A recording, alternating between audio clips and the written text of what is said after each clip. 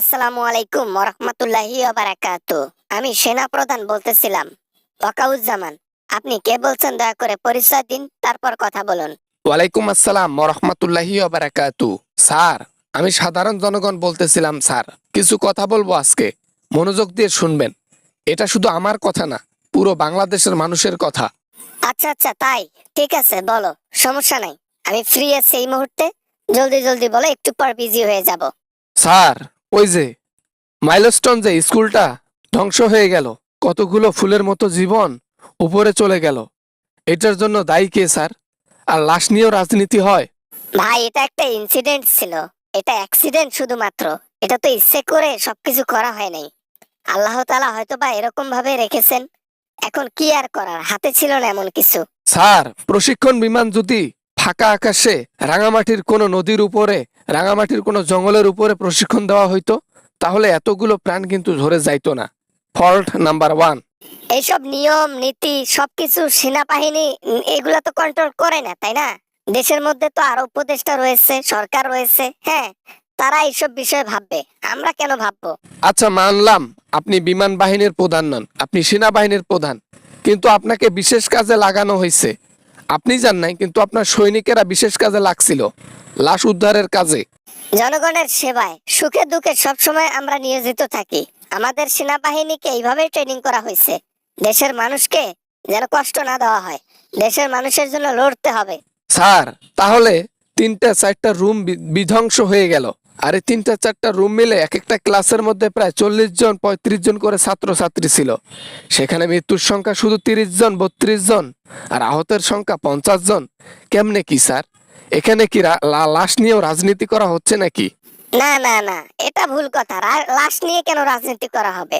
ছোট বাচ্চারা এভাবে উপরে চলে গেছেন, তাদের লাশ নিয়ে কখনোই রাজনীতি করা হবে না। লিগ্যাল খবর সম্প্রচার হয়েছে। এক গণমাধ্যমে দেখা যাচ্ছে, এক সাংবাদিক ভাই লিখেছে, যা কিছু ঘটেছে এবং যা কিছু সম্প্রচার করা হয়েছে সব ভুল। লাশের সংখ্যা ভুল দেখানো হয়েছে, আহতের সংখ্যা ভুল দেখানো হয়েছে। একটা জিনিস ব্লাস্ট হয়ে গেছে, আর সেই ব্লাস্টের মধ্যে অসংখ্য মানুষ মারা গেছে। এখানে কি করব হিসাবও বের করতে পারবো না, কারণ অনেকেই আছে পুরো ছাই হয়ে গেছে।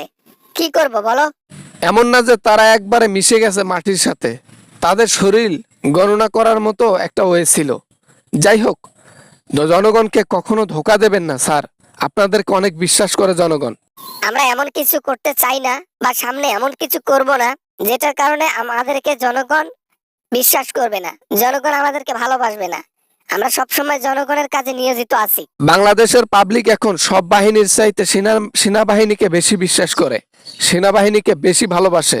কারণ তারা এটা মনের মধ্যে বিশ্বাস রাখে যে সবাই দুর্নীতি করলেও সেনাবাহিনী করবে না। এই বিশ্বাসের মর্যাদা রাখবো ইনশাল্লাহ। যতদিন আমি পদবিতে আছি, জনগণের জন্য লড়ে যাব, জনগণের জন্য করে যাব, বিপদে আপদে জনগণের কাছেই থাকবো। জনগণ ছাড়া দেশের সম্পদ আর কিছু না। খারাপ লাগলো স্যার, আজকে সিস্টেম যদি ভালো হইতো এতগুলো প্রাণ ঝরে যাইতো না, তাও আবার ফুলের মতো নিষ্পাপ প্রাণগুলো। আজকে সিস্টেম যদি এমন হইতো, রাঙামাটির কোনো এক বিলের উপরে প্রশিক্ষণ বিমান চালানো হইতো, রাঙামাটির কোনো এক জঙ্গলের উপরে প্রশিক্ষণ বিমান চালা হইতো, তাহলে আজকে এইসব ঘটতো না। আর আমরা জানি যে শহরের উপর কখনোই প্রশিক্ষণ জিনিস চালানো উচিত না। এটা কবে ঠিক হবে স্যার? মানুষ ভুল করে শেখে, আমরা ভুল করে শিখেছি। ইনশাল্লাহ পরবর্তীতে কোনো প্রশিক্ষণ জিনিস, প্রশিক্ষণ বিমান প্লেন এইসব এই ব্যস্ত শহরের উপর দিয়ে চলবে না ইনশাল্লাহ। কথা শেষ হলে রাখলাম, বাই বাই। ধন্যবাদ। সরকারের কাছে এটাই বিনতি জানাই, সরকারের কাছে এটাই আকুতি বিনতি জানাই যে প্রশিক্ষণ বিমান আর কখনো যেন ব্যস্ত ঢাকা শহরের উপর দিয়ে না ওড়ে, মানুষকে ঝুঁকিতে থাকতে না হয়।